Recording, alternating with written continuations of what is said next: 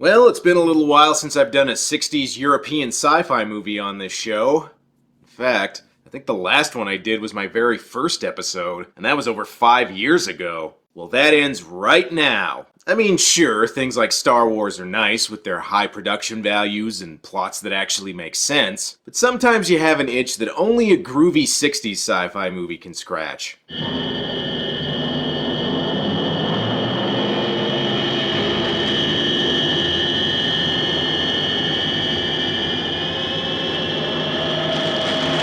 Wild Wild Planet is a 1960s Italian sci-fi movie that supposedly was originally intended to be a TV movie, but ended up getting a theatrical release. The movie was made by Italian exploitation director Antonio Margheriti, who also directed Cannibal Apocalypse, You're the Hunter from the Future, and Mr. Hercules Against Karate? Okay, I have no idea what the hell that is, but I'm pretty sure it's going to be on this show someday. Also in Italy, the movie's known as Criminals of the Galaxy, but in North America, the title was changed, allegedly to cash in on the TV series The Wild Wild West. I have no idea if that marketing campaign worked or not, but in any case, this should still be better than the Will Smith Wild Wild West. Well, this isn't a good sign. The movie starts with a commercial for its toy playset. Hey, Franco Nero's in this movie? Hopefully he doesn't have to drag a coffin around through the whole thing. And here we see what people in the 60s thought 1997 would look like. Fellas, I don't think we've reached the station yet. Oh, that's interesting. In Italian, Antonio Margheriti is spelled Anthony Dawson. Nice to know they've solved the clean energy problem in the future. Here, everything just runs off of strawberry jello. So a lot of the movie takes place on Gamma 1, a space station where they creepily store living human organs around under glass? What the hell? You should be pleased that Gamma 1 was chosen for this test. All these parts of people, shrunken organs, kinda makes me sick to my stomach. Okay, well, if you want, there's a replacement right there. This is the station's commander, Mike Halstead, who doesn't like the organ experiments going on. Weird. Who could possibly find this creepy? Mr. Nurmi, I'm just old line enough to want to live all me and die all me. Perhaps the corporations will indoctrinate him. It's tampering with nature. Alright, on my organ donor card, I'll be sure and put everyone except you. Also, Apple really took a step backwards with the iPhone 20. Mike may not be a fan of Dr. Nurmi's experiments, but maybe these two can patch things up. At any rate, you'll be my guest for dinner? Yes. Together we'll eat hunks of meat. So, are these two gonna fuck? Oh look, they saved the Kardashian sisters' brains in the future. You know, I'm starting to understand why Mike thinks Nurmi's experiments are out of control. Just look at the size of this pubic hair. Not to mention he wears sunglasses indoors. Maybe some self-defense training will help him lighten up. Who's the, Instructor? Lieutenant Gomez. Connie. She's a perfect specimen. Specimen. She's 100% woman, and she's also 100% for our commander. Yeah, man, that is Mike's girlfriend. You better back off. I'd like to meet her anyway. Why not? Or not. Time for Nurmi to turn on the charm. I was admiring your physique. What? Well, this is off to a great start.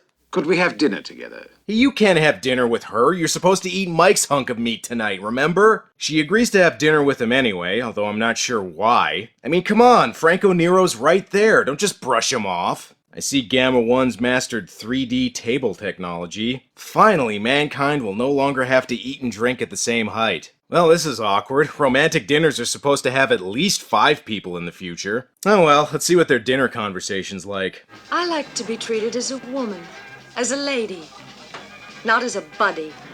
Woman's equal and full participation in space junk.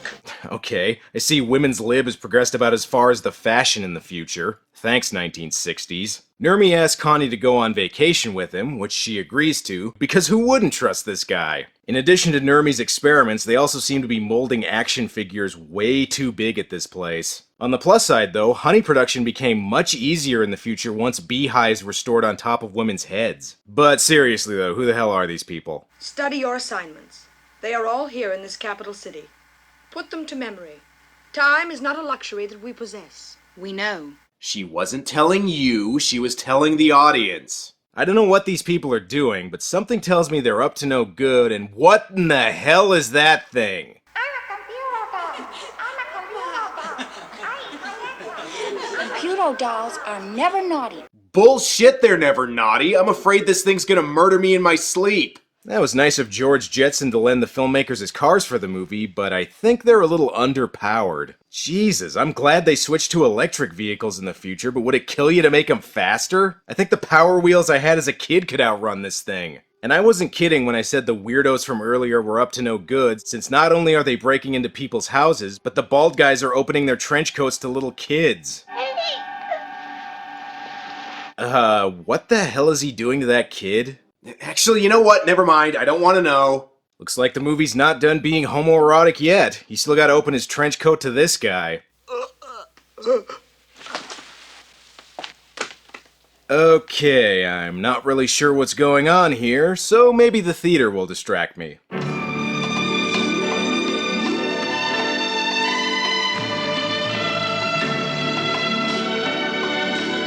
And now I'm even less sure what's going on. I see Cirque du Soleil is still around in the future, although it looks like they've had some budget cutbacks. Regarding the plot, it appears the beehive ladies and trenchcoat guys are kidnapping people by turning them into dwarf versions of themselves? Oh, looks like you've been caught. Better flee the scene as fast as you can, which in this case means about 5 miles an hour. Hopefully Mike can get to the bottom of this. 20 more cases reported already this morning. You know, with all these disappearances, maybe you should investigate the crime scenes instead of sitting there pushing buttons. And how the hell do people not notice all these identical bald weirdos in trench coats walking around? Man, she's put together. Okay, never mind. It's because they're too busy ogling women. Oh, and it turns out one of the people they tried to kidnap earlier was Mike's nephew, and his sister gives him a call. Mike, I tell you, they were right here. 2 of them. They were after Jan, and they ran when they saw me. Are you sure you're not letting hysteria get the... Dude, there's been an epidemic of kidnappings and you have no leads. Shut up and listen. Let's see if he has any luck with the guy who got shrank earlier. But this is a gag, no? Why are you in charge again? Meanwhile, Mike's sister manages to correctly identify one of the kidnappers, and I now know what Power Rangers would be like if Zordon was played by Joe Satriani. Now that they know all the suspicious-looking people walking around are suspicious, they decide to go after them. And don't worry about the getaway car, you could probably jog after them. Geez, in the 60s even people's exhaust pipes were on acid. Mike sets out in hot pursuit. Looks like it's time for a high-speed, reasonable speed chase. I have no idea how long they've been following them, since 1 minute it's daytime and the next it's night. Don't worry, they'll be fine. I put my Hot Wheels through worse when I was a kid. Well, looks like they're gone. Fortunately, they left their Ken doll collection behind.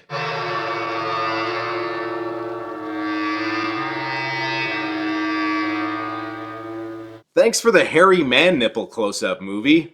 So it turns out the guys in trench coats are shrinking people down to doll size and kidnapping them, probably so they can replace that creepy doll from before. Meanwhile, Connie's gone to the planet Delphus for a vacation with Nermi, but right away she realizes something isn't quite right.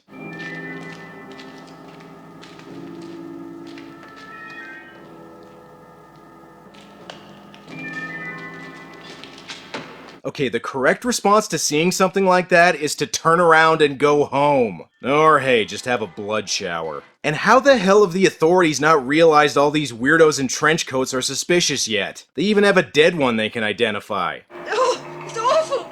It's inhuman! Oh, no! Oh, oh. Yeah, she had the same reaction when they brought in a guy with 3 nipples. So what's with this guy? Unless I'm wrong, these are the marks of a fusion graft, and a most beautiful one. Of course, that way he could play Satch Boogie and Surfing with the Alien at the same time. Oh, have I mentioned these guys look like Joe Satriani yet? Because they totally do. Okay, now that you know something weird is going on and you have a guy experimenting with human organs on the space station, maybe it's time to ask him a few questions. I'm afraid that Dr. Normie left a little while ago. Well, why didn't you nail him? Hey, come on, just because you want to eat his hunk of meat doesn't mean everyone has to. Fortunately, the girls are still there, and Mike uses the tried and true interrogation technique of trying to choke a bitch.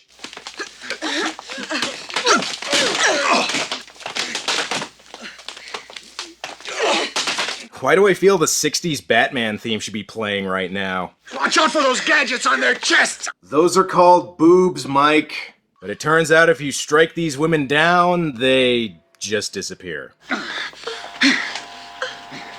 I don't get it, Commander. Were there just 2 girls against you 3 men? No, there were 3 girls, alright? Now shut up! But it turns out there's some important information here after all. But this tops everything.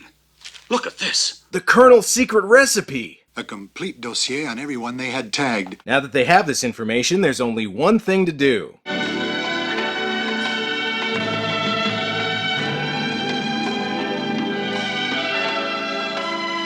That's right, watch more interpretive space dance. Okay, here's the real reason he's there. I beg your pardon. Sorry. That's right, to peep on women. Alright, the real reason he's there is to question Nurmi. Time for more of Mike's subtle interrogation techniques. Where's Connie?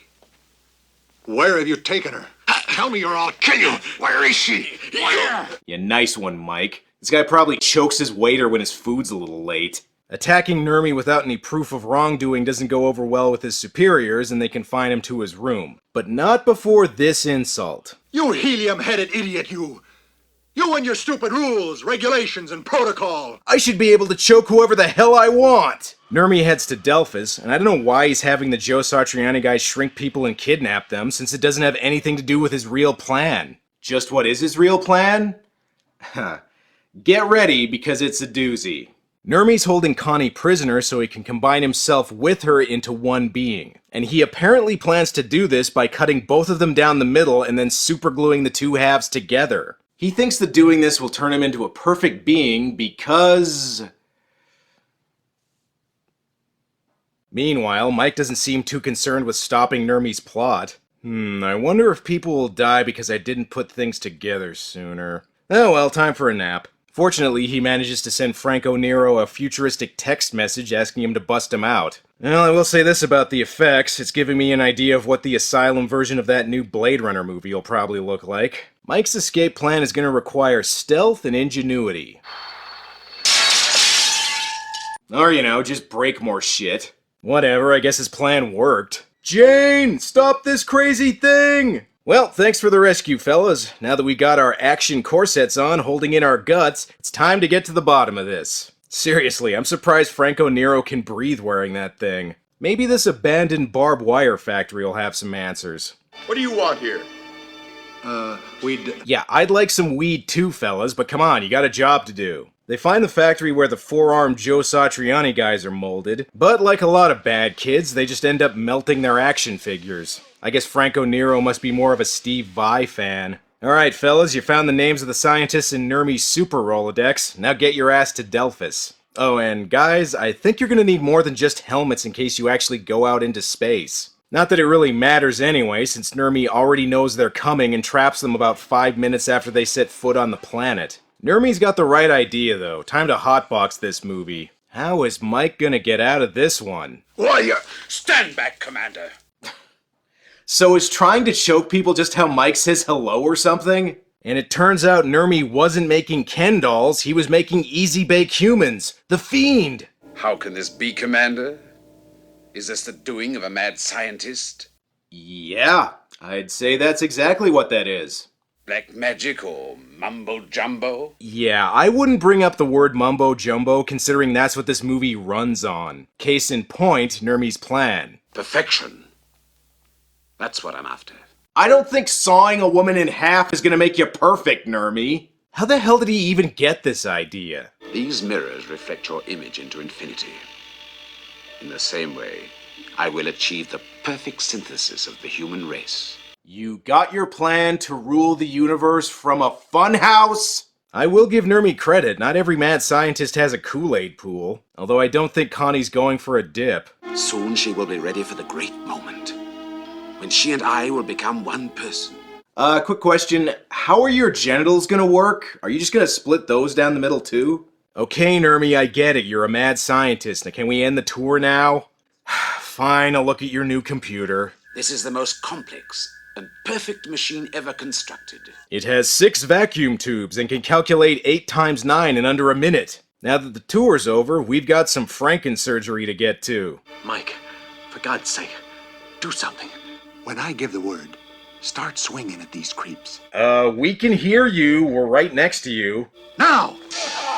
Damn, looks like Nurmi's plan didn't count on people actually fighting back. And hey, no running by the pool, fellas. Nurmi's computer also ends up malfunctioning. I guess he must have tried running Oregon Trail on it or something. But hey, at least Mike's got a good excuse to choke somebody now. And so, with his dream of being the world's first half-gender icon destroyed, Nurmi has no choice but to give a final villain speech. You could never comprehend. You will never comprehend. It is mine. Mine. And it will end with me! No, it won't. This movie has 3 sequels. Nurmi causes the Kool-Aid pool to overflow, and given how people react to it, you'd think it was acid or something. But later on, Mike swims through it no problem. Okay, I guess those other people just didn't want their clothes ruined. Everyone tries escaping in these weird cylinder things, and what is that guy doing to Connie? Meanwhile, looks like Mike and Franco Nero have just decided to hit some nitrous oxide. Yeah, I don't blame them. Well, now I know what The Shining would have been like if it was made by Ed Wood. But thankfully, everyone escapes and Nurmi is stopped from doing whatever the hell it is he was trying to do. And so, with the world saved, mankind is once again free to wear swimsuits that are either too big or not big enough. But what about Mike and Connie? I can't stand you. You're unfair, unkind, uncouth, and I just hate the sight of you. Okay, and apparently no means yes in the future. I'd put the Wild Wild Planet in roughly the same category as something like Barbarella. Sure, it's dated, cheesy, and doesn't make a whole lot of sense, but there is a certain groovy charm to it, and the fact that its ridiculous plot is played totally straight just contributes to its entertainment value. It may not be a cult classic like Barbarella, but there's enough what the fuck elements to keep fans of campy sci-fi interested. The movie also must have been a success since there were no less than 3 sequels to this thing. Will I do those movies in the future? I don't know. Maybe. We'll see. Well, that's all for now. Until next time.